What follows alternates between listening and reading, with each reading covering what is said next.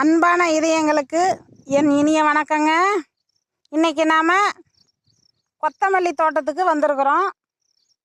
இது இப்போ அறுவடை செய்ய போகிறோங்க. இந்த பதம் போதுமானது. இது விதை கொத்தமல்லி. இது இந்த மாதிரி கருமை நிறமாக இருந்தால் முளைப்பு திறன் அதிகமாக இருக்குங்க. நாம் கொத்தமல்லி இல்லாத சாம்பார் கிடையாது. மல்லித்தலை இதில் தாங்க தயாரிக்கப்படுது.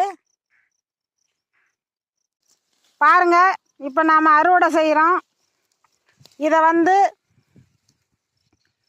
ஒரு 2 நாள் நாம்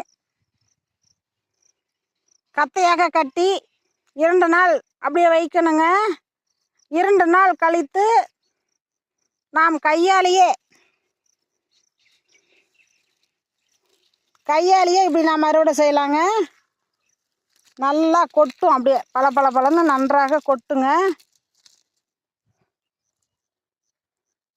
மல்லி நாட்டு கொத்தமல்லிங்க.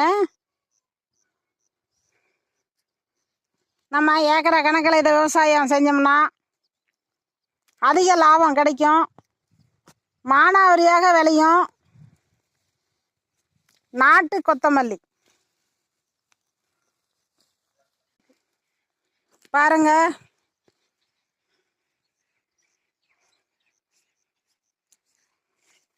நம்ம வீட்டு செலவுக்கு தயாரிக்கணும்னா ஒரு 3/4 பதத்தில் பிடுங்கி எடுக்கணுங்க. வெள்ளை நிறமாக இருக்கும். நல்ல வாசனையாகவும் சுவையாகவும் இருக்குங்க.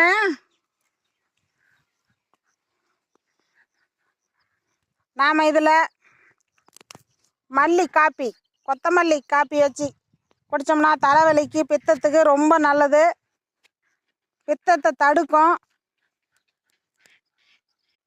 மல்லி காஃபி, நாம் இந்த மல்லி காஃபி குடித்தோம்னா தலைவலிக்கு ரொம்ப நல்லது. பித்தத்தை தடுக்கும். தைராய்டு பிரச்சனை இருக்கிறவங்க மல்லி காப்பி குடித்தோம்னா தைராய்டு பிரச்சனையை தடுக்குங்க. மேல விவரங்களுக்கு ஈஸ்வரி நாளொரு மூலிகை சேனலை ஃபாலோ பண்ணுங்க. நன்றிங்க.